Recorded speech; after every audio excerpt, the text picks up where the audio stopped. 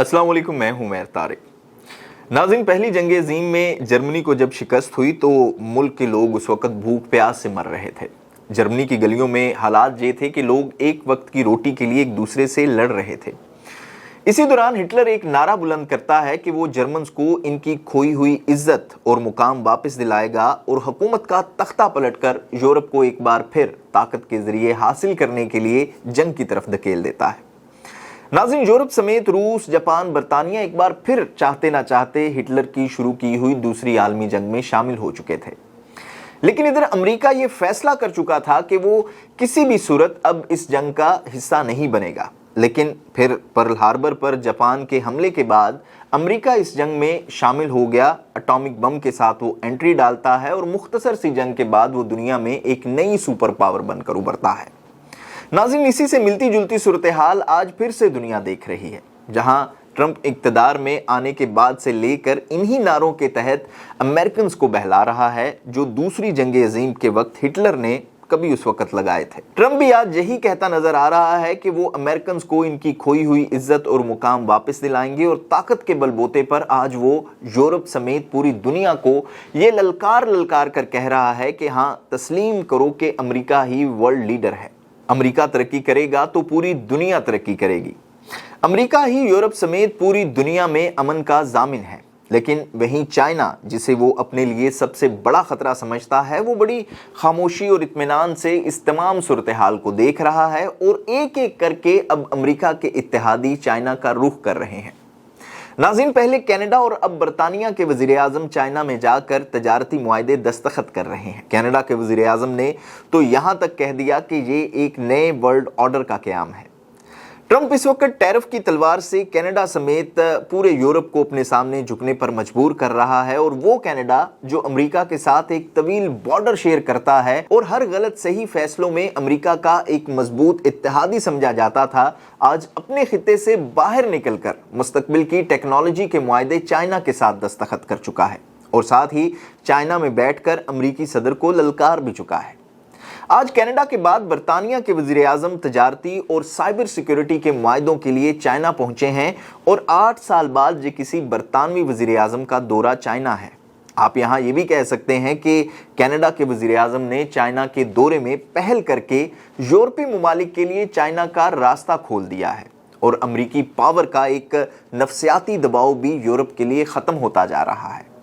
उधर भारत, जो अमेरिका की टैरिफ तलवार के नीचे था, आज ट्रंप की इन्हीं पॉलिसीज की वजह से यूरोपियन यूनियन के साथ दहाइयों के बाद एक तारीखी ट्रेड मुआहदा साइन करने में कामयाब हो चुका है। आप यहाँ ये भी सूरत हाल देखें कि अमेरिका के साथ इत्तेहाद करने वाले इसके अपने खित्ते के ममालिक यानी कि ब्राज़ील और वेनेज़ुएला खुद न्यूयॉर्क की ताकत के इस वक्त नरगे में है और कनाडा भी यही सूरत हाल देखते हुए अपना मुस्तकबिल भांप चुका है। यूरोप, जो 2 आलमी जंगें लड़ने के बाद तकरीबन गुज़िश्ता 80 साल से जंग के नाम से खौफजदा होकर जिंदगी की रोशनियों में खोया हुआ था, इसने अमेरिका को सिक्योरिटी के अपने तमाम तर इख्तियारात सौंप रखे थे और अफगानिस्तान, इराक जैसी हर अमेरिकी जंग में अमेरिका को खुलकर सपोर्ट भी करता रहा। इसे अब ग्रीनलैंड के मामले पर अमेरिका से ही खतरात लाहक हैं। नाज़रीन, ट्रंप इस वक्त खुलकर हर मुल्क में मुदाखलत कर रहा है। फ़लस्तीन में इसराइली इजारादारी बरकरार रखने के लिए ट्रंप बोर्ड ऑफ पीस के नाम पर गजा की सरजमीन पर कब्जे की एक नई साजिश रचा रहा है। नाज़रीन, मुस्लिम ममालिक इस बोर्ड ऑफ पीस का हिस्सा तो ज़रूर हैं, लेकिन वहीं यूएई और सऊदी अरब ईरान को ये पैगाम भी दे चुके हैं कि इनकी सरजमीन से ईरान पर कोई हमला नहीं होगा और ना ही वो इस खेल में शामिल होंगे। ट्रंप के हालिया बयान, जिसने यूरोप को जागने पर या झंझोड़ने पर मजबूर किया, वो असल में फ्रांस के सदर के मुतल्लिक था। यानी कि वो धमकी थी कि अगर फ्रांस के सदर बात नहीं मानेंगे तो अगली बार वो सदर भी नहीं बन पाएंगे। ट्रंप ईरान में खामनाई रजीम के खात्मे के लिए फाइनल तैयारी कर चुका है और इसका बहरी बेड़ा अब नाए हुर्मज़ के करीब पहुंच चुका है। लेकिन यहाँ पर सवाल यह है कि आखिर ट्रंप इस हद तक क्यों जा रहा है, यानी कि जंग के लिए क्यों जा रहा है। ईरान में मुआशी सूरत हाल इस कदर ख़राब है, खाना जंगी की सूरत हाल है, $1 अमरीकी की कीमत 15 लाख ईरानी रियाल तक पहुँच चुकी है।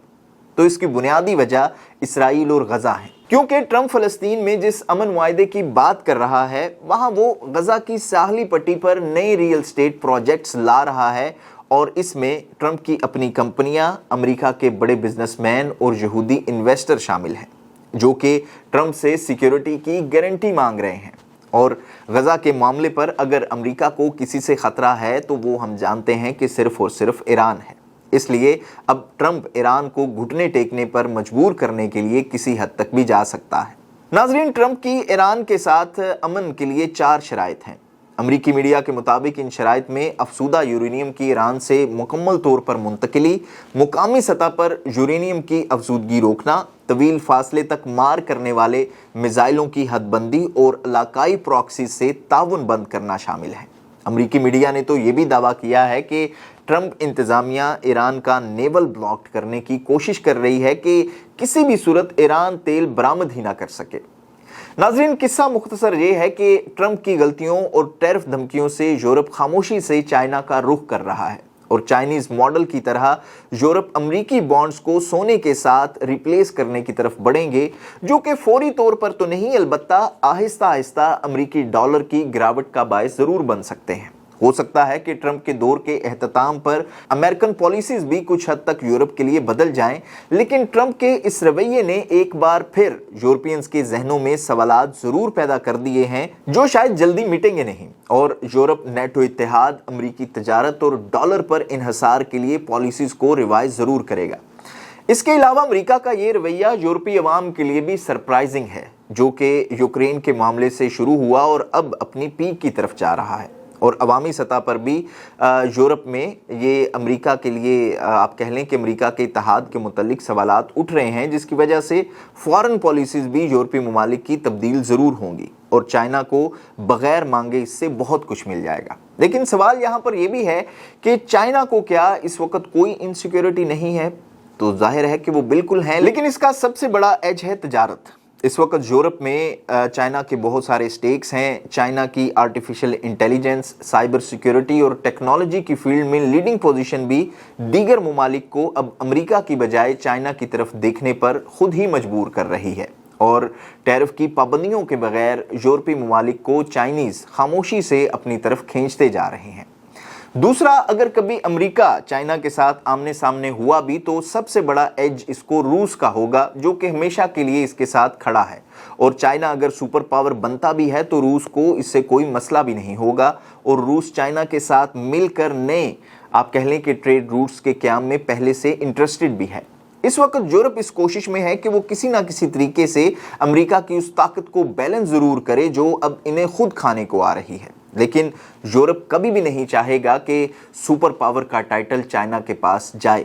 لیکن اگر امریکہ نے یہی رویہ جاری رکھا تو یورپ ہی وہ طاقت ہوگی جو امریکہ کو گھٹنوں کے بل بیٹھنے پر مجبور کرے گی، چاہے وہ چائنا کے ساتھ بڑھتے ہوئے تجارتی معاہدوں کی صورت میں ہو، چائنا کے ساتھ سیکیورٹی معاہدوں کی صورت میں ہو، یا پھر آپ کہہ لیں کہ لانگ ٹرم پالیسی میں کہیں نہ کہیں جو امریکن بانڈز ہیں ان کی فروخت کے لیے ہو۔ اور جیسے میں نے پہلے کہا کہ یورپینز اب یہ سوچ رہے ہیں کہ وہ کسی نہ کسی طریقے سے امریکن اجارہ داری ختم کرنے کے لیے، معیشت کی اجارہ داری بھی ختم کرنے کے لیے سونے کی طرف جائیں، امریکن بینڈز کے خاتمے کے لیے۔ آپ اس حوالے سے کیا رائے رکھتے ہیں؟ کمنٹ باکس میں ضرور بتائیے گا۔ دیکھتے رہیے گا نیوز الرٹ۔